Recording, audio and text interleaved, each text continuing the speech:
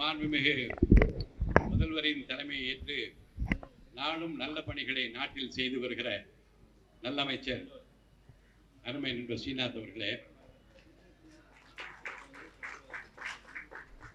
போற்றுதலுக்குரிய பணிகளை சென்னை மாநகரில் செம்மையாக செய்து வருகிற நம்முடைய சென்னை மாநகர பெருநகர ஆணையர் அவர்களே,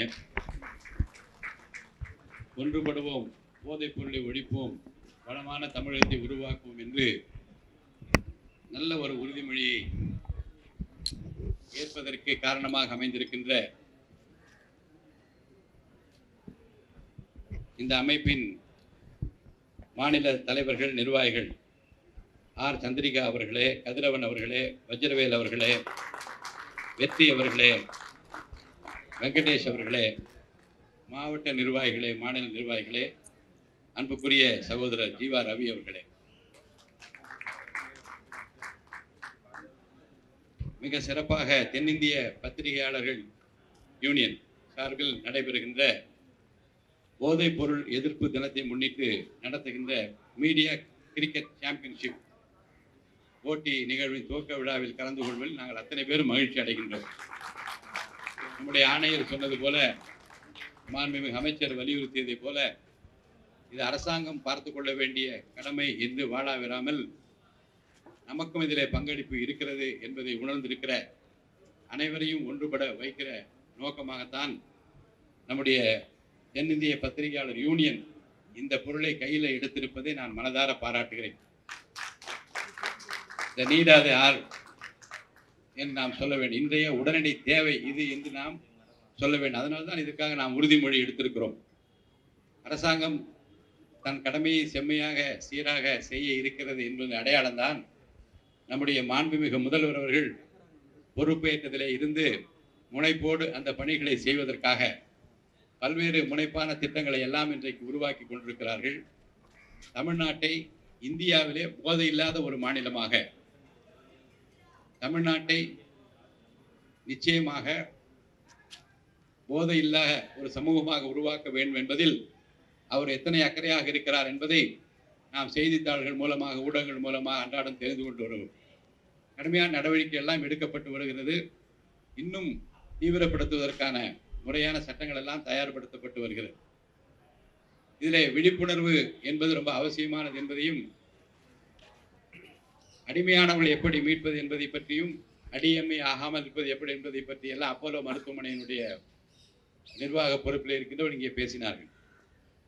என்னுடைய மகள் டாக்டர் ஆதிரா நேவிஸ் பிரபாகர் அவர்கள் 2 ஆண்டுகளுக்கு முன்பாக என்னை உட்கார்ந்து, அவர் டாக்டர், அவர்கள் ஒரு சைக்காட்ரிஸ்ட், உட்கார்ந்து என்னிடம் பேசிக் கொண்டு போது சொன்னார்கள், இன்னொரு எதிர்காலத்தில் எனக்கு ரொம்ப கவலையாக இருக்கிறது என்று சொன்னார்கள். என்ன என்று கேட்டேன். தற்செயலாக ஒரு பள்ளிக்கூடத்திற்கு நான் சென்றேன். தலைமை ஆசிரியரோடு பேசிக் கொண்டிருக்கிறது, அம்மா எனக்கு ரொம்ப கவலையாக இருக்கிறது, இந்த பள்ளிக்கூடத்தை சுற்றி ஒரு 4-5 இடங்களிலே இந்த பொருள் கிடைக்கிறது என்று டிராயரை திறந்து சாக்லேட்டுகளை காட்டியிருக்கிறார்கள். என் டாக்டர் கேட்டிருக்கிறார்கள், என்ன என்று கேட்டவுடனே விவரமாக அதை பற்றியெல்லாம் எடுத்து சொல்லியிருக்கிறார்கள்.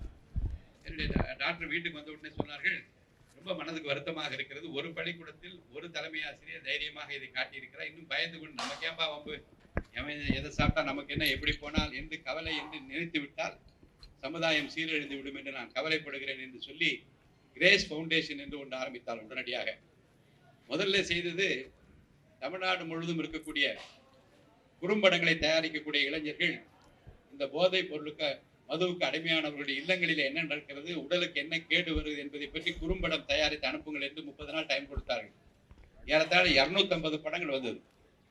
அதையெல்லாம் போட்டு பார்த்தால் எவ்வளவு சிரமத்துக்கு குடும்பங்கள் ஆளாகிறது என்பதை, குடிக்கிறவங்க மது போதைக்கு அவங்க கெட்டு போவது, உடல்நலம் கெடுவது ஒரு பக்கம் இருக்கட்டும், அந்த குடும்பங்களிலே ஏற்படுகிற அந்த சீரழிவது மனதிற்கு கஷ்டமாக, இள வயதிலே இறந்து போவதும், அவர்களை கணவன் இல்லாமல் அந்த குழந்தைகள் வளர்ப்பதற்காக கஷ்டப்படுவதும், படிக்க முடியாமல் திணறுவது, இப்படி பல்வேறு பொருளாதார நெருக்கடிகள் எல்லாம் குடும்பத்துக்கு ஆளாவது போன்ற படங்கள் எல்லாம் பார்த்து பார்த்து உண்மையிலே வேதனைப்பட்டு அந்த போட்டி நடத்தி அவர்கள் எல்லாருக்கும் அதிகமான பரிசு தொகையெல்லாம் கொடுத்து அது மிகப்பெரிய நிகழ்வாக தமிழ்நாடு முழுவதும் அது இருக்க வேண்டும் என்று விரும்பிய போது எல்லா பள்ளிக்கூடங்களிலும் அது இருக்க வேண்டும் என்கின்ற அந்த முயற்சியில் இருக்கின்றார்கள்.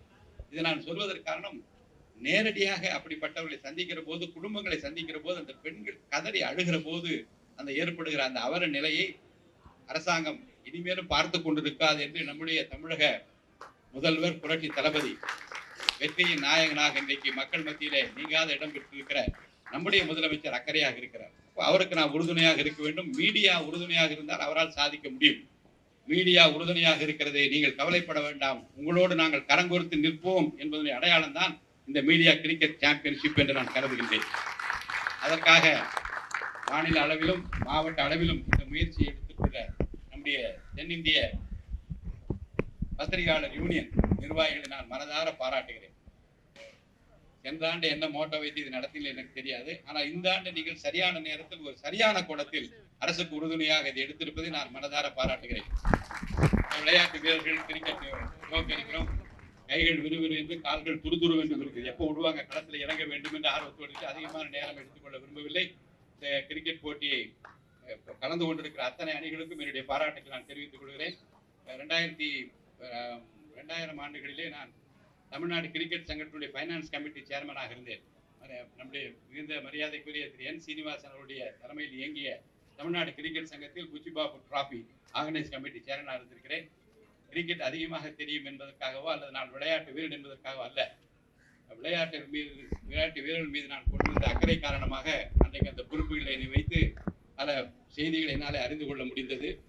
நல்ல விளையாட்டு. ஆனால் நான் எனக்கு என்ன சொல்வேன் என்றால், கிரிக்கெட்டுக்காக செலவிடுகிற பணமும் நேரத்தில் ஒரு 10% மற்ற விளையாட்டுகளுக்கும் செலவிட்டால் எல்லா விளையாட்டு தமிழ்நாட்டை வளர்க்க முடியும் என்று கருதுகின்றவர்கள்.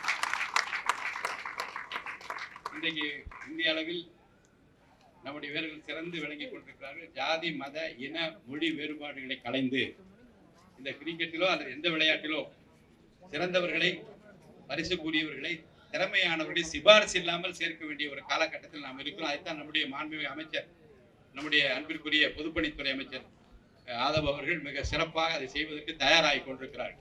ஏற்கனவே வாக்குறுதி அளித்திருக்கிறார்கள். சிபாரிசு இல்லாமல் சிறந்தவர்கள், எந்த விதமான போட்டி பொறாமை, ஜாதி மத இன மொழி வேறுபாடு இல்லாமல் சிறந்தவர்கள் என்று தமிழ்நாட்டை அடையாளம் கண்டு உலக அளவிலே நம்முடைய விளையாட்டு வீரர்களை வளர்க்க வேண்டும் என்று அரசின் சார்பில் பல அறிவிப்புகளை எல்லாம் வெளியிட இருக்கின்றார்கள். நம்முடைய விளையாட்டு வீரர்கள் அதை பயன்படுத்திக் கொள்ள வேண்டும். குறிப்பாக இன்றைக்கு போதையில்லா மாநிலத்தை உருவாக்குவதிலும், போதையில்லா மனிதர்களை பார்ப்பதிலும், போதையில்லா இளைஞர்களை வளர்ப்பதிலும் நம்முடைய தென்னிந்திய பத்திரிகையாளர் சங்கம் எடுத்திருக்கிற முயற்சியை மீண்டும் நான் பாராட்டி என்னுடைய வாழ்த்துக்களை தெரிவித்து விடைபெற்றுக் கொள்கிறேன். நன்றி, வணக்கம்.